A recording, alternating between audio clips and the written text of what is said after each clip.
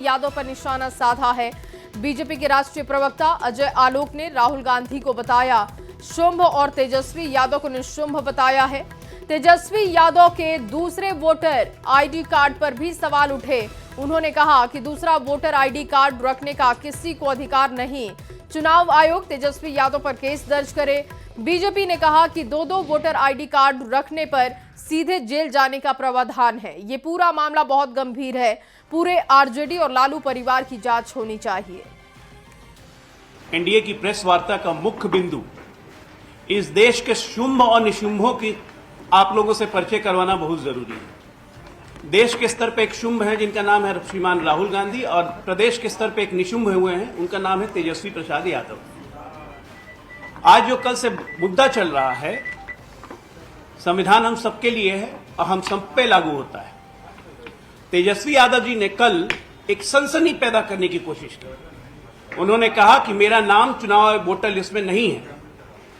चुनाव आयोग ने निकाल के दिया कि भाई आपका नाम वोटर लिस्ट में है, 416 नंबर है, आप लोग ने सब देखा। तब उन्होंने एक नया एपिक नंबर निकाल के अपना दिखाया। अब ये नया एपिक नंबर आया कहां से? चुनाव आयोग के रिकॉर्ड में नहीं है। भारतीय संविधान के हिसाब से फोर्जरी या चीटिंग के तहत 468 और 471 के तहत इन पे मुकदमा बनता है। इंपर्सोनेशन एट इलेक्शन 171D के आईपीसी के तहत इन पे मुकदमा बनता है, और representation of the people act 1951 के तहत इन पे मुकदमा बनता है। हमारा चुनाव आयोग से एक स्पष्ट कहना है, क्या कोई भी व्यक्ति 2 वोटर आईडी कार्ड रख सकता है? नहीं रख सकता है। और कोई रखता है तो यह गंभीर अपराध है। चुनाव आयोग तत्कालीन एफआईआर करे। और वहीं जेडीयू मुख्य प्रवक्ता नीरज कुमार ने कहा कि जो मतदाता पहचान पत्र घोटाला करेगा वो नेतृत्व कैसे करेगा। तेजस्वी यादव ने 36 साल की उम्र में एक और घोटाला किया। अगर 2 एपिक नंबर आपके नाम से दर्ज है तो ये सामान्य नहीं बल्कि अपराध है।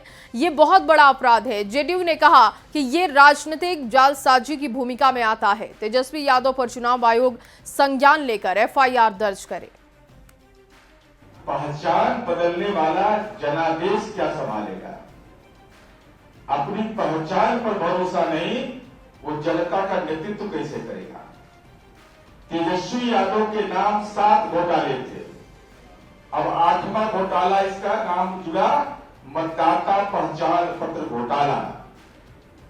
उम्र 4 वर्ष, नाम घोटाला। तेजस्वी यादव ने तरुण यादव। 13 वर्ष पुरस्कार घोटाला। 15 वर्ष क्रिकेट घोटाला, विराट कोहली के नेतृत्व में खेला है। उम्र 21 वर्ष आईआरसीटीसी घोटाला। 26 वर्ष उम्र घोटाला। 29 वर्ष सैलरी घोटाला। 35 वर्ष चंदा घोटाला, शराब कंपनियों से चंदा लिया। और 36 वर्ष में ईपिक घोटाला। डॉक्टर अजय आलोक जी ने बताया 2 ईपिक नंबर तो है ही, 2 पता भी है। और वहीं नेता प्रतिपक्ष तेजस्वी यादव का हमला ईसी पर जारी है। तेजस्वी ने कहा कि वोटर गहन पुनरीक्षण का काम सही तरीके से नहीं हुआ। जो सवाल हमने ईसी से पूछे, आखिर उसका जवाब ईसी ने क्यों नहीं दिया। तेजस्वी ने यहां तक कहा कि आम वोटर्स की तो बात छोड़िए, कई आईएएस अधिकारियों का नाम तक वोटर लिस्ट में नहीं। इसमें इलेक्शन कमीशन ने आखिर क्यों छुपाया है? जो लोग भी हैं बूथ वाइज जो है एपिक नंबर जो होता है, ईपीआईसी नंबर जो होता है, जो लोग जिनकी मृत्यु हुई है, जिनका स्थानांतरण हुआ है, या जो लोग जो है दूसरे विधानसभा चले गए हैं या शिफ्टेड हैं, आज उन लोगों को कम से कम इलेक्शन कमीशन को बताना चाहिए कि आखिर क्या कारणवश जो है नाम काटा गया। नाम काटा है तो नोटिस दिया है कि नहीं दिया है। और वहीं जेडीयू के राष्ट्रीय कार्यकारी अध्यक्ष संजय झा ने भी तेजस्वी यादव पर फर्जीवाड़े का आरोप लगाया। संजय झा ने कहा कि वो निर्वाचन आयोग को बदनाम करने की कोशिश कर रहे हैं। 2 जगह पर वोटर लिस्ट में नाम होना गैर कानूनी है। ये लोग चुनाव का हश्र जान चुके हैं और इसीलिए बिहार और देश की जनता को भ्रम में डाल रहे हैं। अब तो इलेक्शन कमीशन ने दिखा दिया ना, मतदाता सूची में उनका नाम था। ये बिहार की जनता को और देश के जनता को भरमा रहे हैं।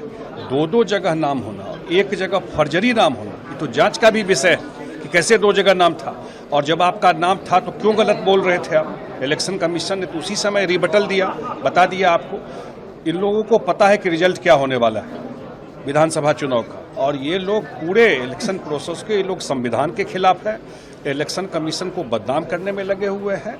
और दिल्ली से पटना तक मैं पार्लियामेंट में भी देखता हूँ, जो लोग इस काम में लगे हुए हैं उनको देखना चाहिए कि कल क्या हुआ, उनका नाम रहते हुए वो फर्जरी का कागज कहाँ से दिखा रहे थे।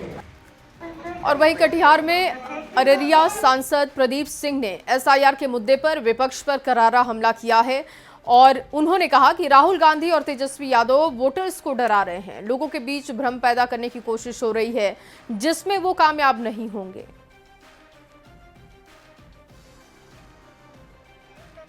जो हमारे गठबंधन के साथी हैं, हमारे जो प्रदेश और देश के नेतृत्व हैं, वह तय करेंगे कि कहां से कौन लड़ेगा और कहां से किनके उम्मीदवार होंगे।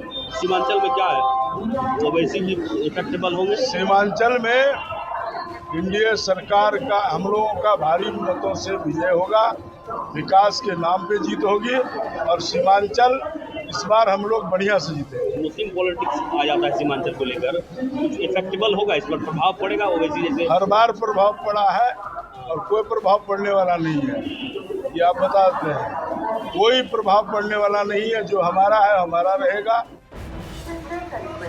और संजय झा का बड़ा दावा, इंडिया गठबंधन को लेकर दावा किया गया। बड़ी खबर इस वक्त आपको दे रहे हैं, महागठबंधन के कई बड़े नेता हमारे संपर्क में हैं, ये दावा हुआ। बहुत जल्द आपको भगदड़ मचती हुई दिखाई देगी।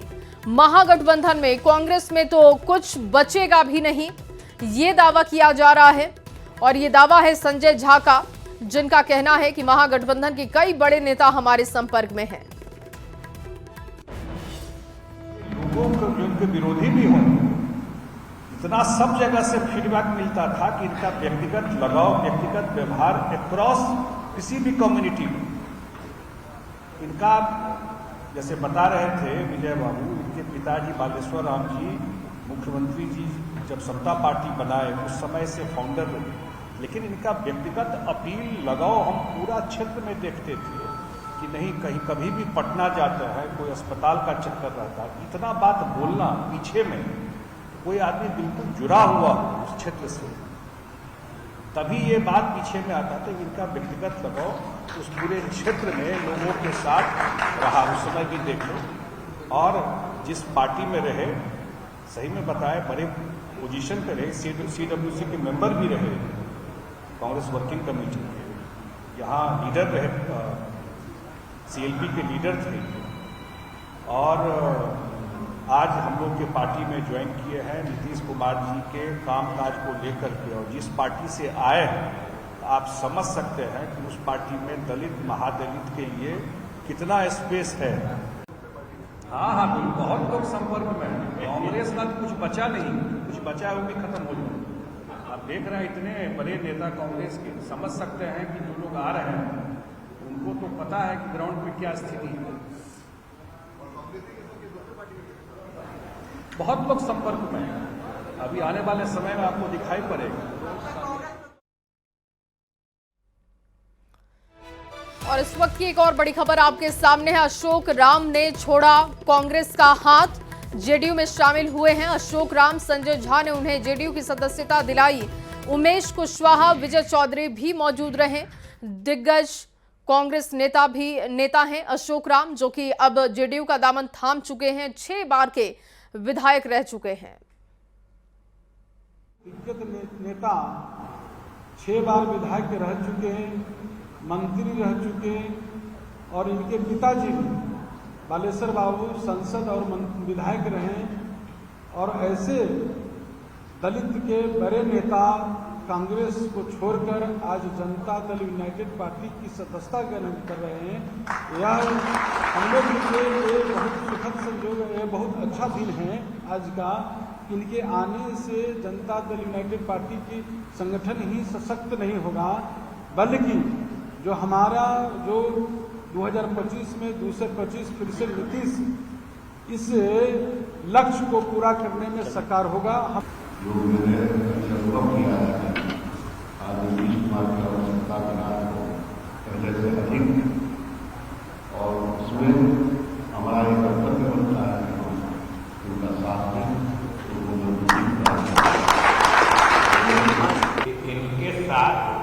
बृहस्पति स्थान के लगभग 4-5 दर्जन सक्रिय लोग यहाँ पर आए हैं। इनको जनता दल यू में शामिल कराने और इनके साथ संग शामिल कराने, और जो लोग उपस्थित हैं जरा उनके चेहरे को देख के उनके खुशी और उत्साह का भी अंदाजा लगाइए। और वहीं प्रधानमंत्री मोदी राष्ट्रपति से मिलने के लिए पहुंचे। राष्ट्रपति भवन में पीएम मोदी और राष्ट्रपति की मुलाकात हुई और शिष्टाचार भेंट के दौरान दोनों नेताओं के बीच चर्चा हुई। हालांकि इस चर्चा के बारे में अधिक जानकारी साझा नहीं की गई। राष्ट्रपति के सोशल मीडिया हैंडल एक्स से पीएम मोदी और राष्ट्रपति द्रौपदी मुर्मू के बीच की मुलाकात की तस्वीरें साझा की गई हैं, जिसमें दोनों ही चर्चा करते हुए दिखाई दिए। कुलगाम मुठभेड़ में घायल जवानों को किया गया है एयरलिफ्ट। जवानों को हेलीकॉप्टर से ले जाया गया है अस्पताल। मुठभेड़ में सेना के 2 जवान घायल हुए। कल मुठभेड़ में 3 आतंकी मारे गए थे। आतंकियों के साथ आज तीसरे दिन भी मुठभेड़ जारी है। 2 आतंकियों के घिरे होने की अभी भी खबर है।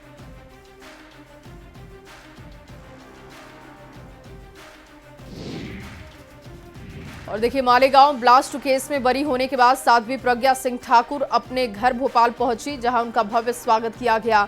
साध्वी प्रज्ञा सिंह ठाकुर के घर के बाहर मौजूद लोगों ने भारत माता जय के नारे भी लगाए। उनका स्वागत जोरदार तरीके से किया गया, जिसकी तस्वीरें आपके सामने हैं। इस दौरान उन्होंने कांग्रेस पर निशाना साधा। साध्वी प्रज्ञा सिंह ठाकुर ने कहा कि कांग्रेस ने हमेशा हिंदुओं को प्रताड़ित किया, हिंदुत्व को बदनाम करने की कोशिश की। मुझसे बहुत बड़े बड़े लोगों के नाम जबरदस्ती बोलने के लिए कहा उन्होंने।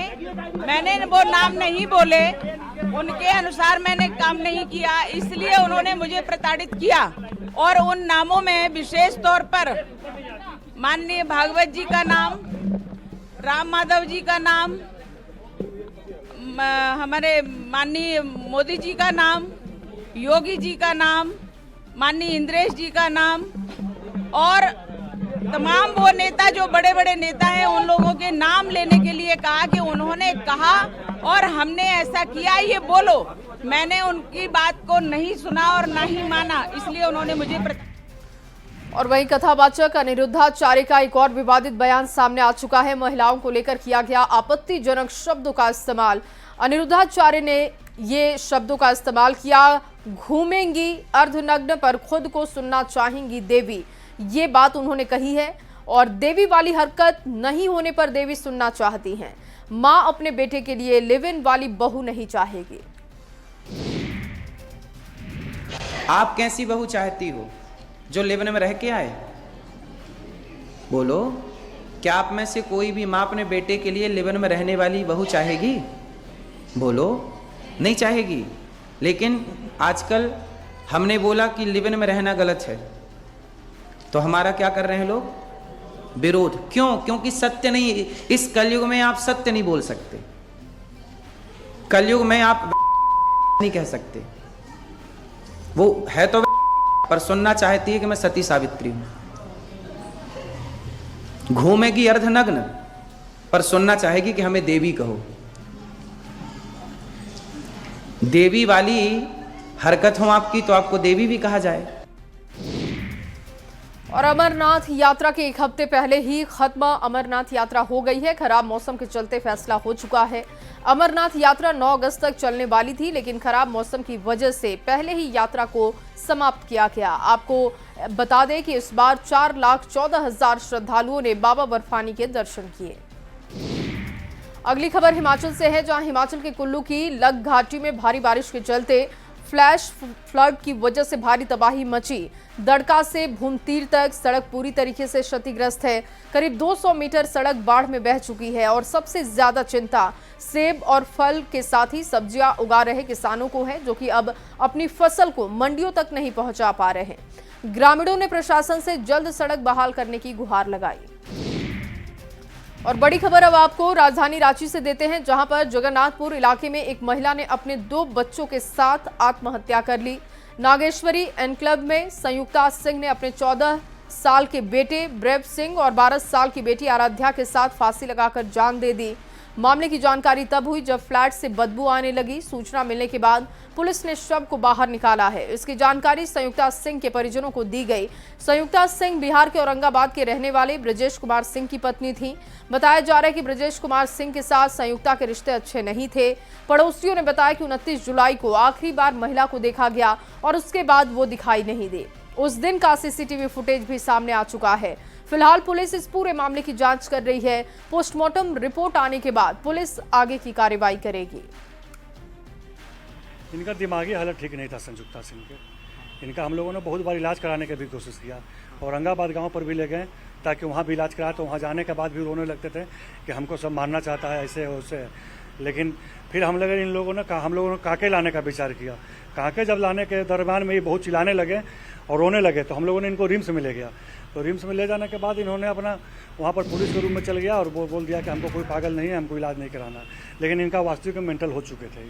उस लड़की का मेंटल डिसऑर्डर था।